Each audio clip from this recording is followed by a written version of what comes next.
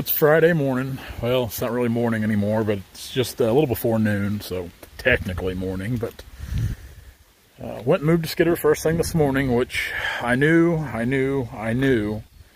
should have went and moved it later last night because I got stuck this morning in my truck. It's rained just enough, kind of a slow, steady rain. It's made things greasy on our job site, which we're moved from that job site, but regardless, it was down there in the river bottom, so getting in and out was a bit of a challenge with the old load trail in tow here. You can kind of see some of the mud still hung up there in the wheel. But what we did, we just, and this truck will get stuck on wet grass. These 550s are really worthless when you get them off a hard surface. Really, it's, even though this one's a four-wheel drive, without the trailer, it's really worthless. But with the trailer, you might as well just be dragging a lead sled around, really. So what we did, we just put a chain on the tow hook on the front, use a little 440 just to kind of ease it on out. So it wasn't that big of a deal, but still, it's frustrating. So on the back here, I've got 100 foot of new cable. This is not swage cable, which normally I would have waited. I wouldn't even have bought this, but we needed to get back to work fairly quick, so I bought it. Needed to run that skidder. I didn't want to wait the 4 or 5 days it would have took to get it, so, which, judging by this rain, maybe I should have. I don't know. Regardless, 100 foot of 5/8 regular cable, another set of 8-foot chokers there, which normally I've got a little room here in my house in the garage. I like to keep all that stuff, extra stuff, whether it be oil, mix, chains, cables. It's always good to have kind of like a little supply room, so to speak. Hello, Tipsy. Hello, Tips. It's raining. So what we're doing now, we're waiting on a special delivery. I expect any minute now we're going to see a truck pulling down that driveway. So we're just kind of hanging out. Tipsy and I are waiting around on that. So here in a minute, we'll see a new piece of iron coming down the road. And then, of course, I'm leaving the trailer hooked up because I'm going to tinker around with it here at the house this weekend. And then I'm going to load up Sunday and it'll be on a job site Monday. Because the next job we're going to, is supposed to be a lot of rattlesnakes there, a lot of timber rattlers. We've been advised by the landowner, which he's become kind of a good friend of ours. And he's quite the outdoorsman. And he's kind of advised us, like, hey, like, no joke, a lot of timber rattlers, watch out for them, be careful. So what we're going to do first of all, and it's a pretty good bunch of walnut down a long draw, what I'm going to do is I'm going to go in ahead of time with the tooth bucket on the new skid steer and kind of open up some roads to get down through there, push out around some of the trees where I feel that a sneaky snake could be hiding. And just kind of make it a little easier for Dad and I to be cutting. And judging by how snaky it is, I might do a lot of the dragging on this too, just to keep Kevin, keep him in the landing and not out there fighting the snakes. I'd feel a lot better if I was doing it. So that's exciting stuff. Kind of glad to see a little bit of rain, not too much. We've already got too much as far as I'm concerned. Too much rain. Right, Tips? This is Buster. Buster's the neighbor's dog. Buster's not real smart, but Buster seems to have taken up residence here, and Tipsy seems to like him, and they're friends. It gives her somebody to play with, so Buster pretty much stays here all the time, and he's fed and taken care of, aren't you, dummy? Not real smart, but he's your friend, isn't he, Tips?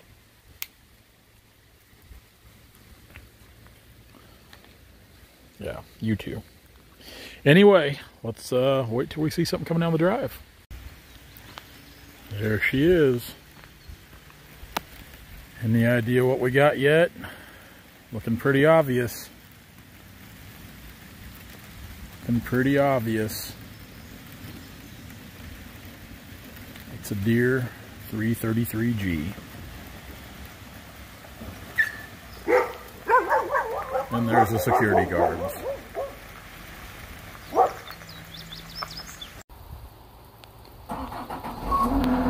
That's pretty.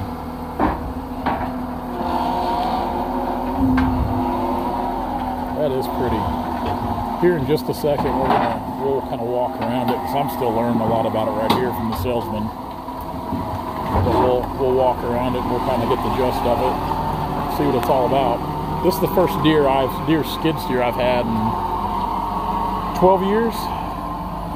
So we'll take a look here in just a second. A real thing of beauty here. So here a while back, a good friend of mine, Travis Shake, he'd kind of, look at that, I'm name dropping you, Travis. But he'd kind of been kind of pushing on me a little bit about these Deere skid steers. He's got one. And when he got his new one in, I kind of looked it over. I was down there at Murphy one day, and that kind of started putting a kind of an itch in me about possibly trading. Of course, he talked about how much stronger it was and just the performance on it. So the thing I really noticed first of all about the Deere skid steer when I went and checked it out on the 333G series here was just the overall cab comfort. They are easier to get into than the Caterpillar was. Nothing to step over here. Right up in. The cab is a lot more comfortable. It does have this bar, which I'm not going to say I'm a big fan of the bar, and this is another thing I wasn't thrilled about. We've actually got glass instead of Lexan like the Cat comes standard with. But we are a little more, cab's bigger. It is a bigger cab. It's more roomy.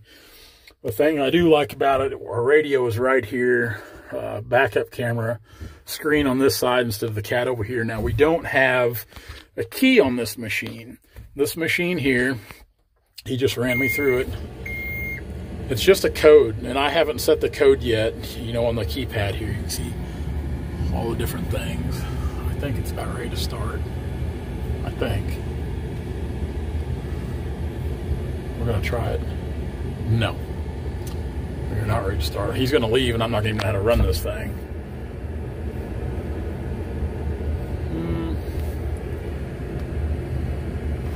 Yeah. All right, well, so I've got a new skid steer. I don't know how to operate.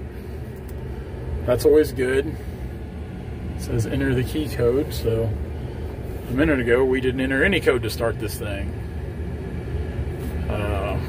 It's supposed to beep or something. Let's try this again. All right. 1 beep, 2 beeps. Tons of stuff going on up here. Backup camera's already on. It's got a little protector deal over it. So enter current code, which we didn't have a code a minute ago. It beeped or something, so we're going to wait just a little bit until it beeps again. Then we're going to fire this thing up, or try to. Now, as far as visibility, it does seem to have quite a bit more visibility out here in front of us. We don't have this big thing right here like the Cat had. And like I said, one of the most important things to me was how much roomier it was in the cab here. It's a lot bigger cab. It seems a lot more comfortable. Like with the Cat, you had a jumper plug to activate your high flow hydraulics. The Deere here, it's simply a rocker switch to activate your high flow hydraulics. So this thing is still not beeping. See if it was that's great. That's really great. We got this thing, can't even run it. Quick attach lights, some of the stuff I don't even know what it does yet. Reversing fan, which a lot of this stuff we can go in here to the computer and sit up here in a minute. We kind of went over some of that stuff. Controls are the same, ISO pattern controls. I believe the controls are the exact same as the Caterpillar, but you can see a lot more leg room here. Foot pedal down here to run the accelerator. Got that little handy dandy thing for your foot there.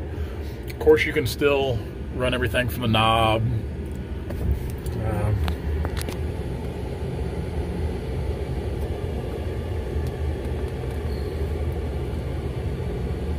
Oh, that didn't start it.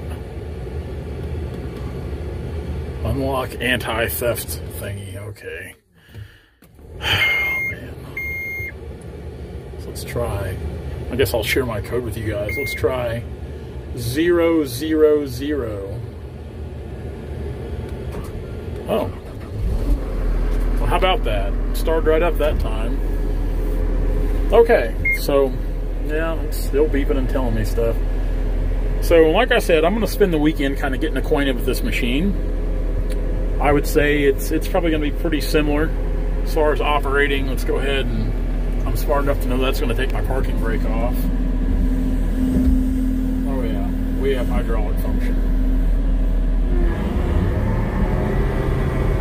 So that feels a little different right there, just the feel of the machine moving it around. One thing I do like about it, we got multiple air vents for your heat and air. That's pretty cool.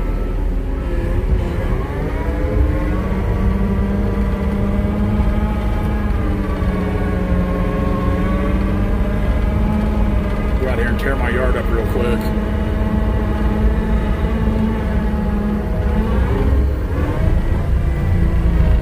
There's some fuel, full tank of fuel too.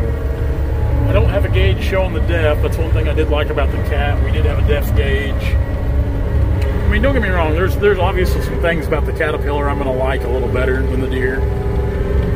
And I'm going to tell you right now, Fabic Caterpillar in Springfield, Missouri, I have no complaints with Fabic Cat. They always treated me right. And I got along with the Cat machines pretty good, but I just wanted to try something different, get into different. I'd had that machine 18 months.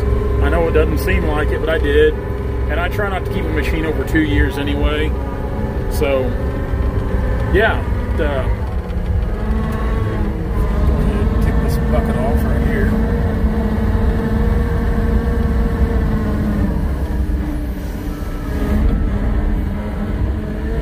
I opted for the 60-inch forks this time instead of the 48s.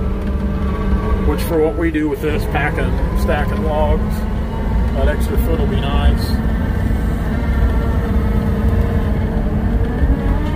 Kick her into high gear there.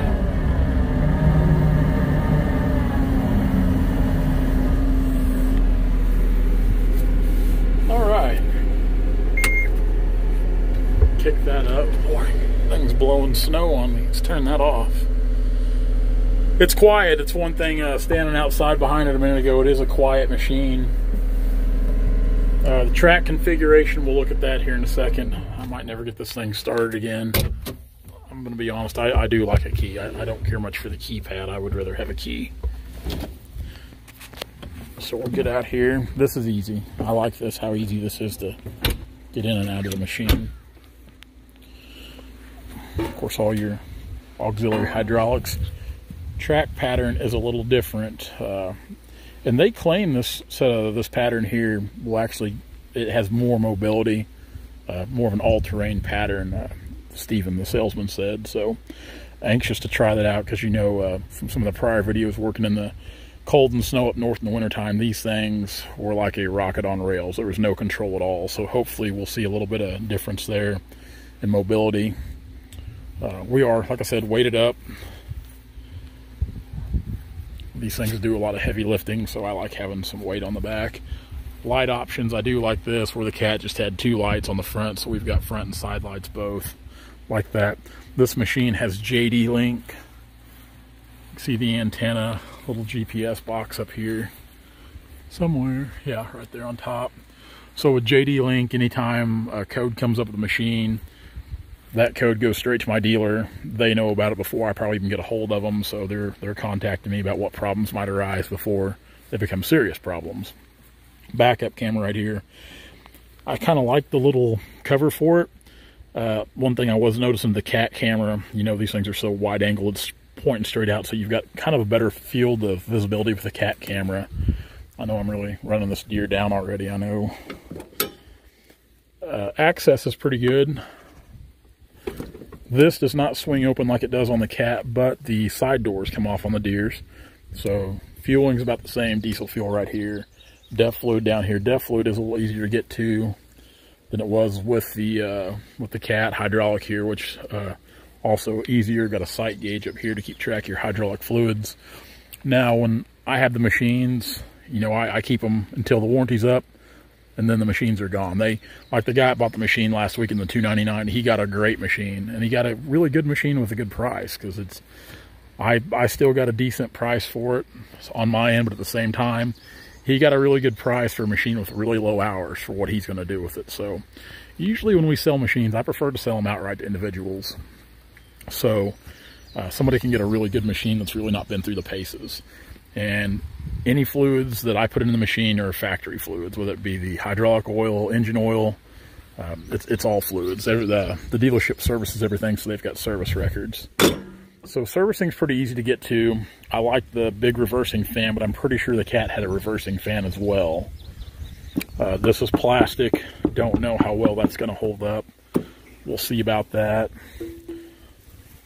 Looks pretty big. Now, they claim this thing doesn't throw tracks like the Cat because the Cat had the torsion bar suspension, and they think that's got something to do with it. So, again, we'll see. This is a new territory for me. New territory. But definitely some things I do like about the Cat a little better. But I'm excited to try this Deere out. I'm really excited. These forks are wide, so we can move all these all the way out and kind of get a better bite on the logs or packing. So, and I actually talked a minute ago with Steven, the sales rep, about demoing a disc mulcher rotary axe. Not because it's a line of work I'm looking to get into by any means, but honestly, from time to time, we do get requests for that kind of stuff from, especially from some of the club owners, the hunting clubs we work for. So, and it's definitely something, if I knew I could, justify buying it, it wouldn't bother me to buy it if we could kind of keep work ahead for it. So, that's the Deere. That's the 333G. Now on equipment, it's not like I buy a ton of equipment or have bought a ton of equipment. No, this is the third new skid steer I've bought in right at, I guess 3 to 4 years. I bought the first one in August of 17. That's when I took delivery of it. So here we are, the last day of July of 20. So yeah, 3 machines in 3 or 4 years, however you want to look at it. So we're just going to say it's 4. It sounds better. 3 machines in 4 years. But personally, Deere and Caterpillar is what I like to stick with for a couple of reasons. One, because your resale value, I think, is always going to be higher with your Deere and Cat equipment. And the biggest reason, number 2, is you're never too far from dealer support. Whether we're working down here, we're working up in the Kansas City area or on north, there's Cat and Deere dealers. I mean, there's a Deere dealer on every corner down here because we're kind of an ag country. The good thing is, these skid steers, you can go to an ag dealer and you can get your parts for these skid steers. Caterpillar, what the great thing about them is I'll say this, it'll be hard for John Deere to compete with Cat on parts and service. I know all of our skidders are Deere, but Cat really shines on that end of things. So those are the big reasons I prefer to run Cat and Deere equipment. I know people say you can buy a Takahauchi or a Kubota skid steer for less money, but at the same time, I look at the resale on that stuff, and then I look at your dealer support, and especially on the Kubota. I mean, your dealer support's just not there, and I don't know many people looking for a good used Kubota skid steer. I'm not saying they're a bad machine, but you probably won't ever see me running one of them. Same with the Takahauchi or there's some more of those brands out there that they might be good machines, but you probably won't see them on any of our job sites. So this weekend, we'll play around with the Deere here on the yard. There's just a few things I kind of want to try out and do here. Then we'll load this thing up Sunday, and Monday we'll take it to a job site, and we're gonna see what it'll do. Its first order of business is going to be making some roads to that snake-infested timber. Maybe we'll see some rattlesnakes. I kind of want to see some, but I kind of don't. So we'll definitely see how the weather fares this weekend. I know they're calling for more rain, but that's why we run these things. Guys, thank you so much for following along, and I'm sure you'll see many videos in the coming months of this thing in action. Pretty excited to see what she'll do. Have a great weekend, guys. Thank you so much. We'll see you later. Hey guys, if you like what you see, be sure to like, comment, and subscribe to our channel for all of our latest videos.